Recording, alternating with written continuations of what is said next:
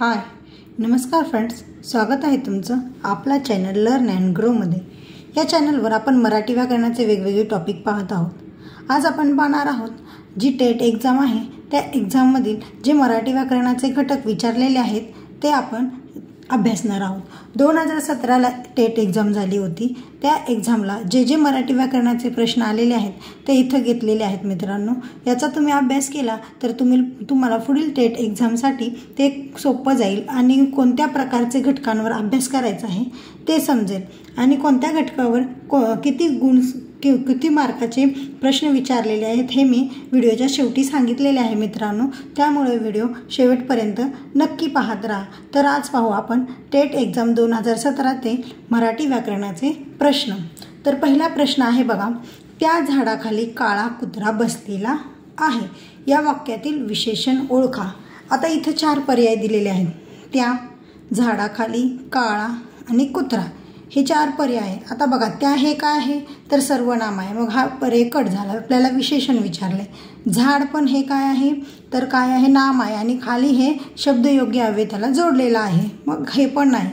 काळा हे काय आहे तर या कुत्रा या नामाविषयी काळा हे काय आहे तर विशेषण आहे, म्हणजे काळा हे काय झालं याचं उत्तर झालं आणि कुत्रा हे सुद्धा नाम आहे म्हणजे उत्तर आहे काळा। पुढचा प्रश्न आहे बघा, खालीलपैकी शुद्ध वाक्य कोणते। आता आपण वाक्य वाचून घेऊ। वाक्य वाचल्यावर तुम्हाला लगेच समजेल मित्रांनो की कोणतं वाक्य शुद्ध आहे। बघा, तो दिवस चांगला गेली, ती दिवस चांगला गेली, ती दिवस चांगला गेला, तो दिवस चांगला गेला। बघा, आता इथं कर्ता आणि क्रियापद यांच्यामध्ये विरोधाभास आहे। कर्ता पुल्लिंगी असेल तर क्रियापद स्त्रीलिंगी आहे, असे वेगळे चुकीचे शब्द इथं दिलेले आहेत। परंतु जर शेवटचं वाक्य पाहिलं आपण, तो दिवस चांगला गेला, जर हे जर पाहिलं तर याचं उत्तर काय तर डी हा पर्याय, म्हणजे हे वाक्य काय आहे तर शुद्ध आहे, व्याकरणदृष्ट्या हे वाक्य शुद्ध आहे। तर पुढचा तिसरा प्रश्न आहे बघा, खालीलपैकी शुद्ध शब्द कोणता। आता खालीलपैकी शुद्ध, आता गुरु गुरु गुरु गुरु हे शब्द आहेत, पण पहिला ए पर्यायामधील पहिला आणि दुसरा, गोला पण पहिला उकार आहे आणि रूला पण पहिला उकार आहे। बी पर्यायाला काय आहे तर गला पण दुसरा उकार आहे आणि रला पण दुसरा उकार आहे। सी पर्यायामध्ये काय आहे, गला पहिला उकार आहे आणि रला दुसरा उकार आहे आणि डी मध्ये गला दुसरा उकार आहे आणि रला पहिला उकार आहे। तर गुरु हा शब्द कसा लिहितात तर गुरु हा शब्द गचा पहिला उकार असतो आणि रचा दुसरा उकार, म्हणजे गुरु असतो रस्व आणि रचा दीर्घ असतो, म्हणजेच याचं पर्याय उत्तर काय येतं तर सी हा पर्याय याचं उत्तर येतं। तसेच पुढचा चौथा प्रश्न आहे बघा, खालीलपैकी अशुद्ध शब्द कोणता। आता हा अशुद्ध शब्द विचारलेला आहे बघा, गृहकलश, गृहस्थ आणि गृहिणी।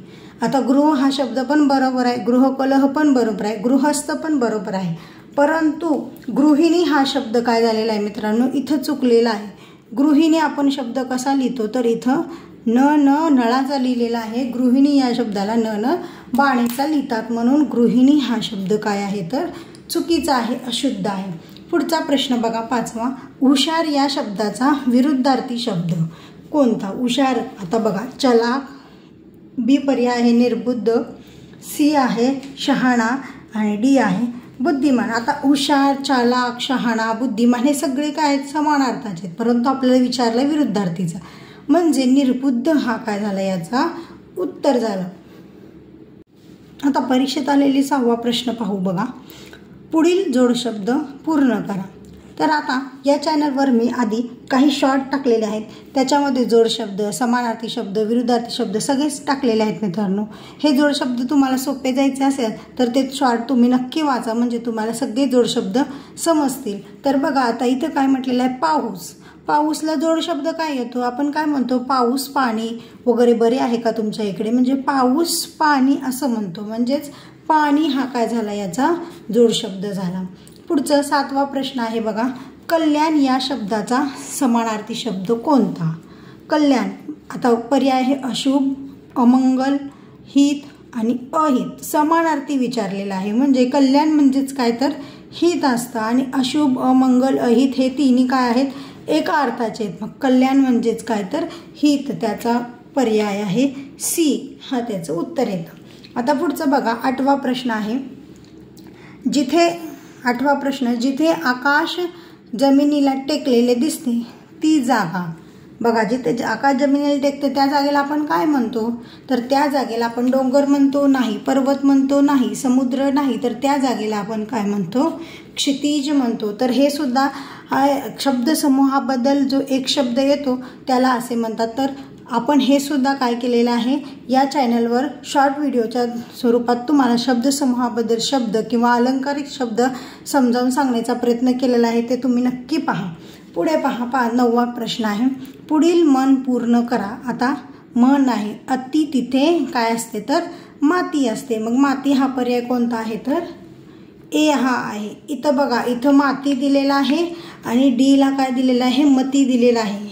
घाई गडबड करायची नाही मित्रांनो, फक्त इथं कानाचा संबंध आहे. बघा, इथं काना आहे, इथं काना नाही. घाई गडबडीत आपण दुसऱ्याच उत्तराला काय करतो, टिक करतो आणि घरी येतो. तर तसं न करता व्यवस्थित लक्षपूर्वक उत्तरे देऊन, या माहीत असून कधी कधी आपल्या हातून काय होतं तर उत्तरांची चूक होते, म्हणून तसं न करता योग्य रीतीने प्रश्न नीट वाचा आणि योग्य रीतीने उत्तर द्या. पुढचं पहा बघा, 10वा प्रश्न आहे. खालील अशुद्ध वाक्य कोणते. आता इथं पण पहिला वाक्य वाचून घेऊया, म्हणजे तुम्हाला लगेच समजेल कोणते वाक्य अशुद्ध आहे.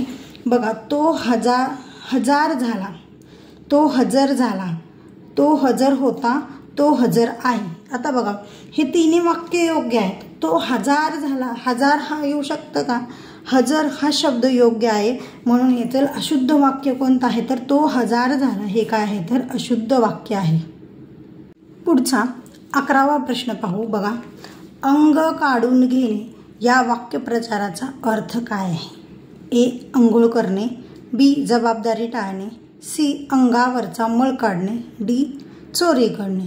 अंग काढून घेणे म्हणजे काय, आपण एखादं काम सांगितलं त्याला तर ते न करणे असा त्याचा अर्थ होतो, किंवा त्या कामातून अंग काढून घेणे म्हणजे न करणे. म्हणजेच इथं काय तशा अर्थाचा कोणता पर्याय आहे तर जबाबदारी टाळणे, म्हणजे एखादं काम करण्याची जी जबाबदारी दिलेली असते ती टाळली जाते, म्हणजेच काय तर अंग काढून घेणे, म्हणजे पर्याय क्रमांक बी हा येतो. तर पुढचा आहे 11वा प्रश्न.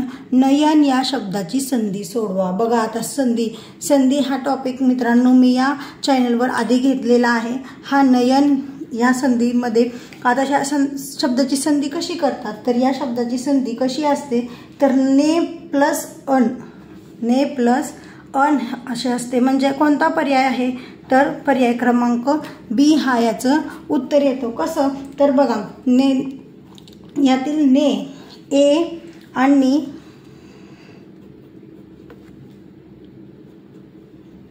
अ मिळून काय होतो तर अय होतो, प्लस अ, मग याचा काय होतो अय हा अक्षर तयार होतो, मग याचं नयन असं होतो. हे शब्द आपण काय केलेले आहेत आधीच्या संधी या प्रकारांमध्ये घेतलेले आहेत. हा संधीतील स्वरसंधीचा एक प्रकार आहे. बघा, त्याचा नियम काय आहे तर ए ऐ ओ औ या स्वरांपुढे, म्हणजे इथं ए ऐ ओ औ या स्वरांपुढे कोणताही स्वर आला म्हणजे अ हा स्वर आल्यास त्याबद्दल काय होतो अनुक्रमे ऐ आय अवी आवी असे काय होतात तर आदेश तयार होतात. त्यातील हा प्रकार आहे. मग याचं उत्तर काय येतं ने अधिक अन हा त्याचं उत्तर येतं. पुढचं बघा 13वं. हितवादी या शब्दाचा विरुद्धार्थी शब्द कोणता. एक आहे दुष्ट, बी हितचिंतक, सी हितेच्छू आणि डी हितेशी. आता हितचिंतक, हितेशू, हितेशी, हितवादी हे सगळे चारी पण काय आहेत तर समानार्थी शब्द आहेत. त्याचा विरुद्ध अर्थ विचारलेला आहे तर त्याचं उत्तर काय येतं तर दुष्ट हे त्याचं उत्तर येतं. पर्याय क्रमांक ए. आता 14वा प्रश्न आहे बघा. खालीलपैकी पुल्लिंगी शब्द कोणता. आधी सांगितल्याप्रमाणे लिंग ओळखायचं असेल तर तो, ती, ते हे लावून बघायचं नामाच्या आधी. ज्याला तो लागतं तो पुल्लिंग, ज्याला ती लागते ती स्त्रीलिंगी आणि ज्याला ते लागतं ते नपुंसकलिंगी. आता बघा इथं तो मुलगा, ती मुलगी, ते, ती, त्या मुली आणि ते मुला. तर त्या मुली हे अनेक वचनी आहे. आता इथं पुल्लिंगी विचारले म्हणजे तो मुलगा, हे काय आहे तर पुल्लिंगी आहे, पर्याय ए याचं उत्तर येतं. पुढे झालं. पुढचा शेवटचा प्रश्न आहे 15वा. अखंड या शब्दाचा समानार्थी शब्द कोणता? आता बघा, पर्याय ए खंडित, बी अपूर्ण, सी सलग आणि डी अलग. आता अखंड म्हणजे काय म्हणतो? न तुटणारी. सलग जी असते त्याला काय म्हणतो? अखंड. म्हणजे याचं उत्तर आहे पर्याय सी सलग, हे याचं उत्तर आहे. तर मित्रांनो, आज आपण टेट एक्झाममधील 2017मधील मराठी व्याकरणाचे प्रश्न पाहिले. आता शेवटी मी सांगणार आहे कोणत्या घटकासाठी किती गुणाचे प्रश्न विचारले होते हे सांगणार आहे. तर पहा, या प्रश्नपत्रिकेमध्ये समानार्थी शब्दांवर 2 गुण, विरुद्धार्थी शब्दांवर 2 गुण, लिंग या घटकावर 1 गुण, वाक्यप्रचार या घटकावर 1 गुण, म्हणी 1 गुण, शुद्ध शब्द 1 गुण, अशुद्ध शब्द 1 गुण, शुद्ध वाक्य 1 गुण, अशुद्ध वाक्य 1 गुण, शब्दसमूहाबद्दल 1 शब्द 1 गुण आणि संधी 1 गुण आणि विशेषण 1 गुण, जोड शब्द 1 गुण. अशा प्रकारे काय केलेली आहे?